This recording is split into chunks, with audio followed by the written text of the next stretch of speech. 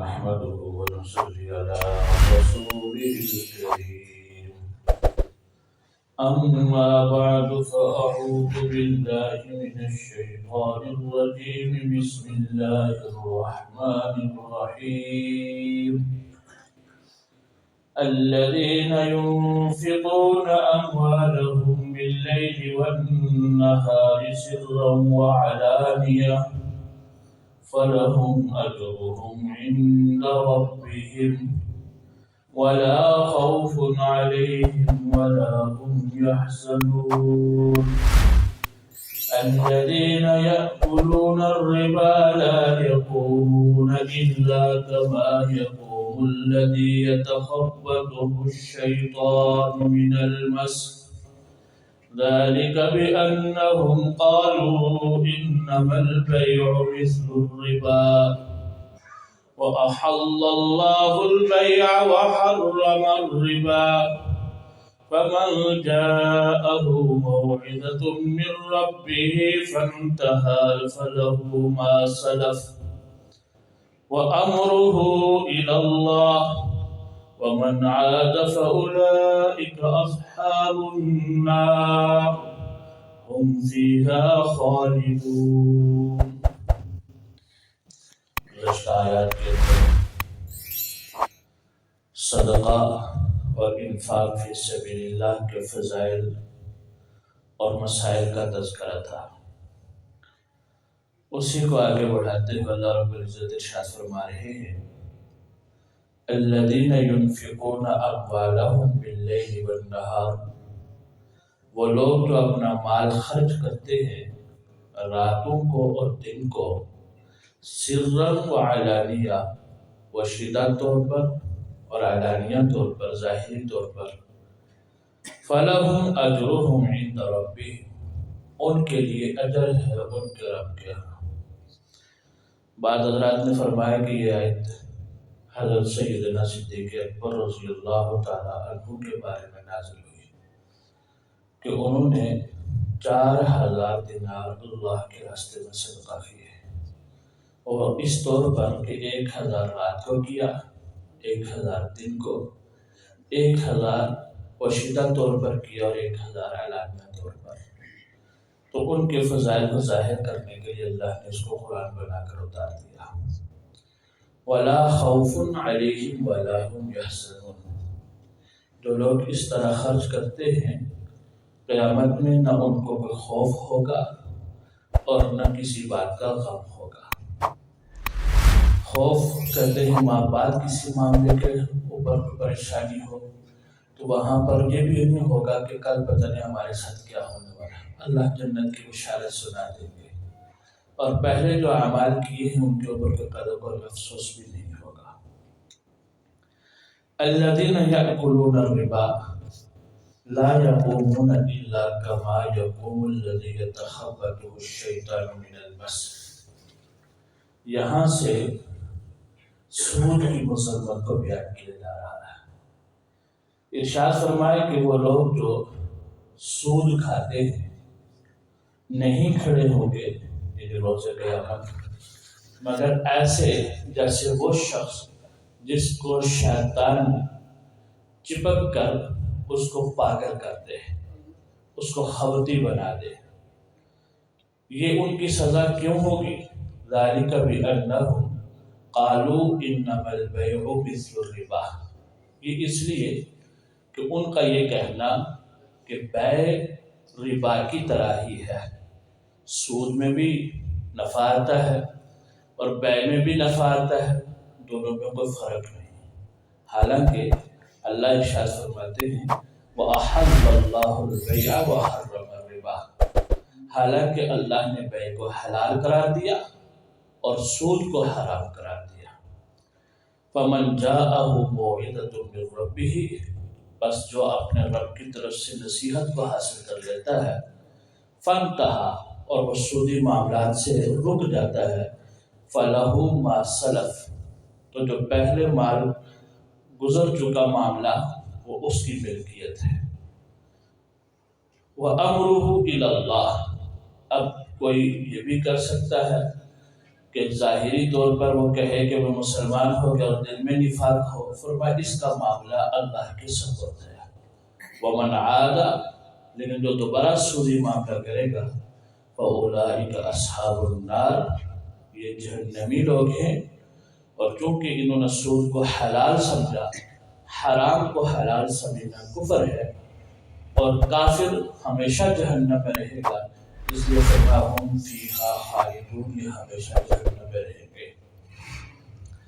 سود کے معاملے کے اوپر پہلی بات یہ کہ سود کہتے کسے ہے؟ ویسے تو ربا کا معنی لغوی طور پر اگر دیکھا جائے تو زیادتی، بڑھوتری، اضافہ، لیکن شریعت کے اندر ایسا اضافہ جو بلا عوض ہو، مال کے اندر ایسا اضافہ جس کے مقابلے میں کوئی عوض نہ ہو، وہ ربا کہلاتا ہے۔ اور خود حضور صلی اللہ علیہ وسلم سے اس کی تفسیر جو منقول ہے وہ یوں ہے کہ ہر وہ قرض، کل قرض جر نفعا فہو ربا، ہر وہ قرض جو نفع کھینچے اپنی طرف، جس سے نفع آئے، وہ ربا کے حکم میں شامل ہے۔ پیارے آقا صلی اللہ علیہ وسلم معراج پر تشریف لے گئے تو آپ نے بہت سارے عذابات کا مشاہدہ کروایا گیا آپ کو۔ تو ایک جماعت کو وہاں آپ نے دیکھا کہ وہ پانی میں غوطے لگا رہے ہیں، اور غوطے لگاتے لگاتے کنارے پہ پہنچتے ہیں۔ جب نکلنے لگتے ہیں تو ان کے منہ میں پتھر ٹھوس کر فرشتے واپس ان کو پانی میں پھینک دیتے ہیں، اور یہی صورتحال ان کی مسلسل ہے۔ جبریل امین سے پوچھا یہ کون لوگ ہیں؟ تو فرمایا کہ یہ آپ کی امت کے سود خور ہیں، جو سود کھاتے ہیں۔ اسی طرح سے یہاں اس آیت کے اندر جو بیان فرمایا ان کی سزا کہ یہ قیامت کے روز اٹھیں گے تو اس حال میں کہ شیطان ان کے ساتھ ایسے چپکا ہو کہ ان کے دماغ کو پاگل کر دے، خفتی کر دے۔ تو اس سے ایک بات تو یہ سمجھ آئی کہ شیاطین کا یہ اثر ہوتا ہے کہ یہ دماغ پہ قابو کر لیتے ہیں، اور روز قیامت سود خور کی حالت یہی ہوگی کہ وہ پاگلوں کی طرح ہوگا، پاگل نہیں ہوگا۔ ایک ہوتا پاگل ہو جانا، اگر وہ پاگل ہو جائے تو پاگل اکثر اپنی بیماری کا احساس خود نہیں کر رہا ہوتا، دوسرے اس کا احساس کر رہے ہوتے ہیں۔ تو کسی کے ذہن میں یہ آ سکتا تھا کہ اسے خود تو تکلیف کا احساس نہیں ہے، لہذا اس کے لیے یہ سزا دی، لیکن یہاں فرمایا کہ وہ اس طرح ہوگا جیسے شیطان اس کو چپک چکا ہے، اور وہ تکلیف کے اندر ہوگا اور راحت میں نہیں ہوگا، اس کی تکلیف کا اس کو احساس ہوگا۔ اللہ رب العزت نے تو ربا کو حرام قرار دیا اور بیع کو حلال قرار دیا، دونوں کے اندر بہت فرق ہے۔ بیع کے اندر اللہ تبارک و تعالیٰ نے برکت رکھی ہے، اور ربا کو اللہ رب العزت کا وعدہ یہ ہے کہ وہ مٹاتے ہیں۔ بظاہر تو یہ ہے کہ دونوں سے مال بڑھتا ہوا نظر آتا ہے، لیکن اللہ جل شانہ کا وعدہ یہ ہے کہ ربا کو اللہ مٹاتے ہیں، صدقات کو اللہ بڑھاتے ہیں۔ ربا سے مال بڑھتا نہیں ہے، گھٹتا ہے۔ اب یہ سود کو حرام کرنے کی وجہ کیا ہے؟ ایک تو یہ ہے کہ اللہ کا حکم ہے، اور جو اللہ کا حکم آ جائے وہاں علت ہماری سمجھ میں نہ بھی آئے کسی بھی معاملے میں، تو یہی ہمارے لیے کافی ہوتا ہے کہ اللہ کا حکم ہے۔ لیکن عموماً ہے یہ احکام میں کہ جن چیزوں کو اللہ رب العزت نے حرام قرار دیا ہے ان کی وجہ یہ ہوتی ہے کہ وہ امت کے لیے یا معاشرے کے لیے انتہائی نقصان دہ ہوتی ہے۔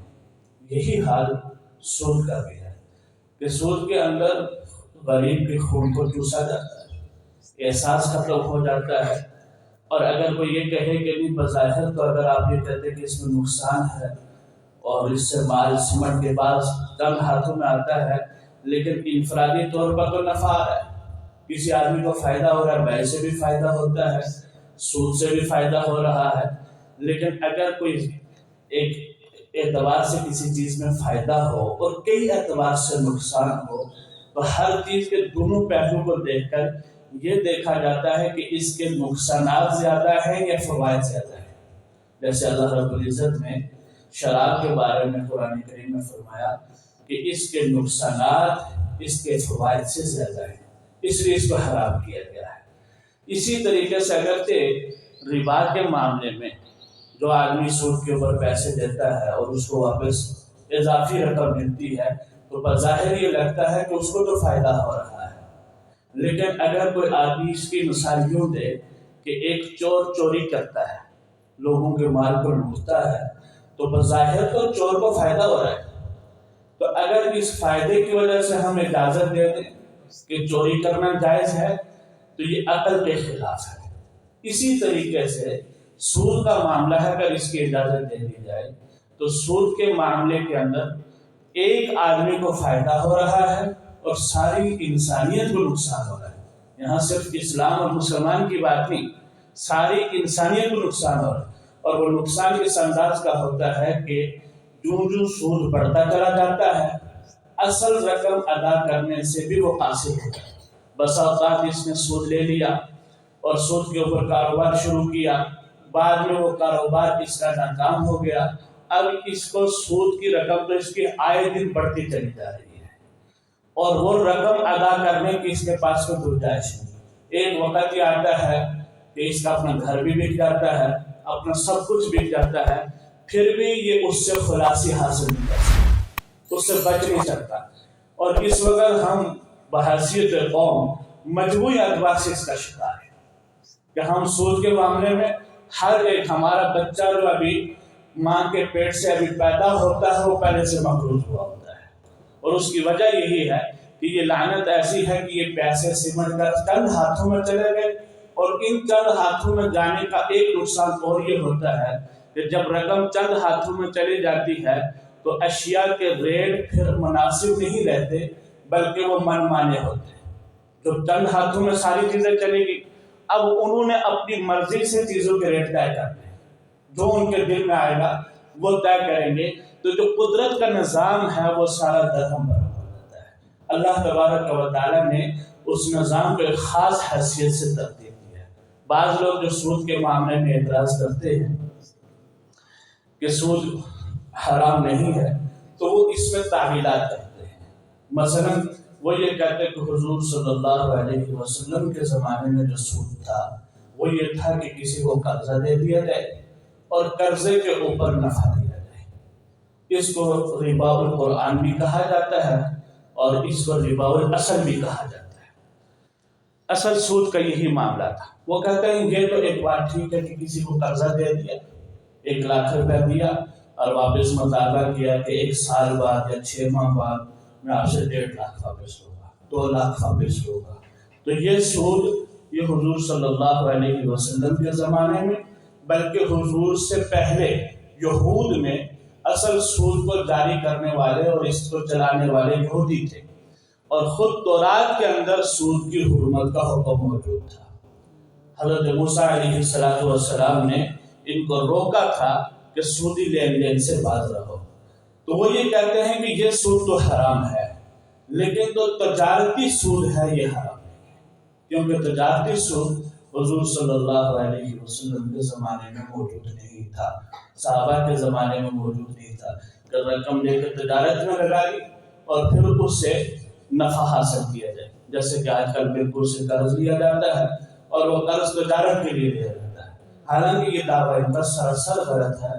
خود حضور صلی اللہ علیہ وسلم کے زمانے میں، صحابہ کے زمانے میں کئی مثالیں اس کی ملتی ہیں کہ لوگوں نے قرض لیا اور اس کو تجارت میں لگایا اور تجارت کو بڑھانے کے لیے لوگوں سے قرض لیا، تو اس سے پتہ چلا کہ اس زمانے میں بھی تجارتی قرض لیا جاتا تھا اور اس کے اوپر نفع رکھا جاتا تھا، اور وہ نفع بڑھتا چلا جاتا تھا، جوں جوں قرض دینے والا تاخیر کرتا تھا سود کی مقدار میں اضافہ ہوتا رہتا تھا۔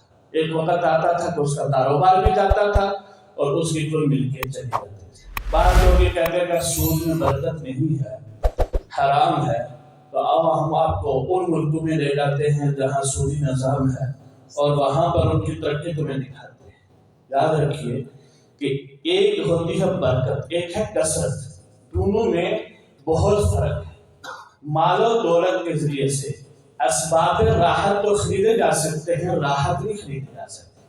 پہلی بات یہ ہے کہ ہم اپنے مشاہدے میں اگر دائیں بائیں غور کریں، جن لوگوں نے سود کے اوپر کام کیا، سود کے اوپر جیسے ہمارے ملک پاکستان میں ابتداً بنیا آیا اور اس نے سارا سودی نظام چلایا اور سود کے اوپر رقم دیتے رہتے تھے. ان کی دیکھا دیکھی بعد کے لوگوں نے مسلمانوں نے بھی بہت سارے شروع کیا تو ان کے حالات دیکھیں کہ ان کی نسلوں کو اللہ نے تباہ کر دیا، برباد کر دیا، ان کے اپنے گھر تک باقی نہیں رہے. تو ظاہری طور پر اللہ کے عذاب کو دعوت دینے والی چیز ہے اور اللہ تبارک و تعالیٰ کی طرف سے آفات آتی ہیں اس سودی نظام کی وجہ سے. اور اگر کسی کا ظاہری نقصان نہ ہو تو آپ اس سے کبھی حالات بیٹھ کے لے لیں، اس کو راحت اور سکون کبھی بھی نصیب نہیں ہوگا جو سود کا عذاب کرنے والا ہے. اللہ نے اس کے سکون کو چھین دیا ہوتا ہے. تو پیسوں سے سکون نہیں خریدا جا سکتا، راحت نہیں خریدی جا سکتی، ہاں اسباب راحت کو خریدا جا سکتا ہے. ایک سود تو یہ ہے جس کو ربا القرآن کہا گیا، ربا الاصل کہا گیا، جس کی میں نے ابھی مثال دی. دوسرا سود کا معاملہ وہ ہے جو پیارے آقا صلی اللہ علیہ وسلم نے بیان فرمایا. 6 چیزیں ایسی ہیں جن کو ایک دوسرے کے مقابلے میں جب بیچو تو 2 شرطیں اس میں ضروری ہیں. ایک تو یہ ہے کہ وہ نقد ہونی چاہیے، ادھار نہیں ہونی چاہیے، اور دوسرا اس میں کمی زیادتی نہیں ہونی چاہیے. وہ 6 چیزیں کون سی ہیں؟ فرمایا سونے کو سونے کے بدلے بیچنا، چاندی کو چاندی کے بدلے بیچنا، گندم کو گندم کے بدلے بیچنا، جو کو جو کے بدلے بیچنا، کھجور کو کھجور کے بدلے بیچنا، اور نمک کو نمک کے بدلے بیچنا. یہ 6 چیزیں ایسی کی ہوئی کہ جن کے اندر کمی زیادتی بھی ناجائز ہے اور ان کے اندر ادھار بھی ناجائز ہے. حضرت عمر فاروق رضی اللہ تعالیٰ عنہ کا ایک قول یہاں معروف ہے کہ حضور صلی اللہ علیہ وسلم دنیا سے تشریف لے گئے، لیکن سود کے بارے میں مکمل وضاحت ہمیں حاصل نہیں ہو سکی. اس جملے کو لے کر وہ لوگ جو سود کی حلت کو تلاش کرتے ہیں اور اس میں ہیلے بہانے بناتے ہیں، وہ کہتے ہیں کہ حضور صلی اللہ علیہ وسلم دنیا سے تشریف لے گئے اور سود کے بارے میں تو مکمل وضاحت ہو ہی نہ سکی، اس لیے ہم سود کو حرام نہیں کہہ سکتے. حالانکہ میں نے پہلے عرض کر دیا کہ سود کا جو حکم صحابہ کے سامنے آیا تو جس طریقے سے صحابہ کرام رضوان اللہ اجمعین کے سامنے شراب کا حکم آیا، انہیں پوچھنے کی ضرورت نہیں پڑی کہ شراب کیا چیز ہے. فوراً انہوں نے شراب چھوڑ دی، مٹکے توڑ دیے، شراب گلیوں میں بہنا شروع ہو گئی. اسی طریقے سے جب سود کا حکم آیا تو کہیں ایک روایت بھی ایسی نہیں کہ کسی صحابی کو یہ مسئلہ پیش آیا ہو کہ اس نے جا کے سود کے حکم کو پوچھا ہو، سود کی تعبیر کو پوچھا ہو، یہ دریافت کیا سود ہوتا کیا ہے. بلکہ سب صحابہ نے اسی وقت توبہ کی اور اپنے جتنے سودی معاملات تھے اسی وقت فسخ کر دیا، سب کو ختم کر دیا. معلوم ہوا کہ صحابہ کو اس میں اشتباہ نہیں تھا. جو حضرت عمر فاروق رضی اللہ تعالیٰ عنہ کو اشتباہ تھا جس کا اس روایت میں ذکر آیا ہے، وہ اس ربا الحدیث جو حضور صلی اللہ علیہ وسلم نے 6 چیزیں بیان کی، اس میں اشتباہ یہ تھا کہ ان 6 چیزوں کا حکم تو واضح ہو گیا. ایک کو ایک دوسرے کے بدلے میں جب بیچنا ہے تو کمی زیادتی بھی نہ ہو، اور ان کو ایک دوسرے کے بدلے میں جب بیچنا ہے تو ادھار بھی نہ ہو. لیکن ان کے علاوہ جو باقی اشیاء ہیں ان کو ایک دوسرے کے بدلے میں بیچنے کا کیا حکم ہے؟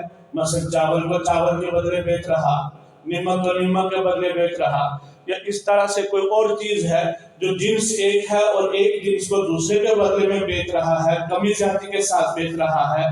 تو اس میں فقہاء نے مختلف علتیں نکالی. صحابہ کرام رضوان اللہ اجمعین میں بھی ان علتوں کے اندر اختلاف رہا، فقہاء کے اندر بھی اختلاف رہا. تو اس کے بارے میں حضرت عمر فاروق رضی اللہ تعالیٰ عنہ نے فرمایا تھا کہ حضور دنیا سے تشریف لے گئے اور آپ کے تشریف لے جانے کے بعد آپ کے بعد یہ چیز واضح نہیں ہو سکی کہ اس کی علت کیا ہے. اور اس میں بھی اللہ تبارک و تعالیٰ نے وسعت رکھی ہے.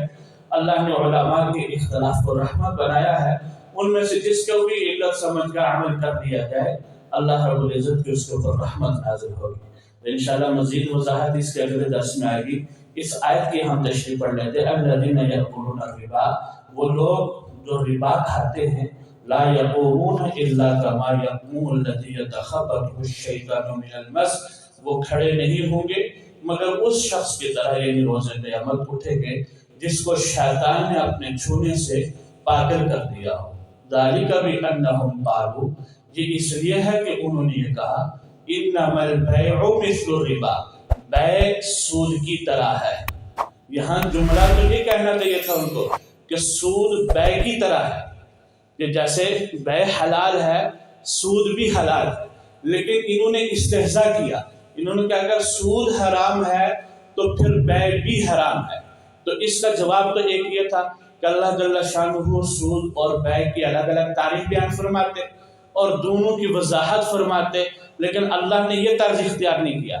اللہ رب العزت نے اس کے جواب میں حاکمانہ طرز اختیار کیا کہ جب میرا حکم آ گیا ہے پھر اس میں علتیں تلاش کرنے کا کوئی واسطہ نہیں۔ فرمایا وَأَحَلَّ اللَّهُ الْبَيْعَ وَحَرَّمَ الرِّبَا، جب حالانکہ اللہ نے بیع کو حلال قرار دیا اور ربا کو حرام قرار دیا ہے۔ اللہ جل شانہ سے دعا ہے کہ اللہ ہمیں سود کی لعنت سے محفوظ فرمائے، اس کے وبال سے ہم امت مسلمہ کو محفوظ فرمائے اور قرآنی احکام کو سمجھ کر اس کے مطابق زندگی گزارنے کی توفیق نصیب فرمائے۔ آمین۔ الحمدللہ رب العالمین، والصلاة والسلام على سید الانبیاء والمرسلین۔ اللہم ربنا آتنا فی الدنیا حسنة وفی الآخرة حسنة وقنا عذاب النار۔ اللهم رب اغفر وارحم وتجاوز ما تعلم انت الاعز والاكرم، صلی اللہ تعالی علی خیر خلقہ۔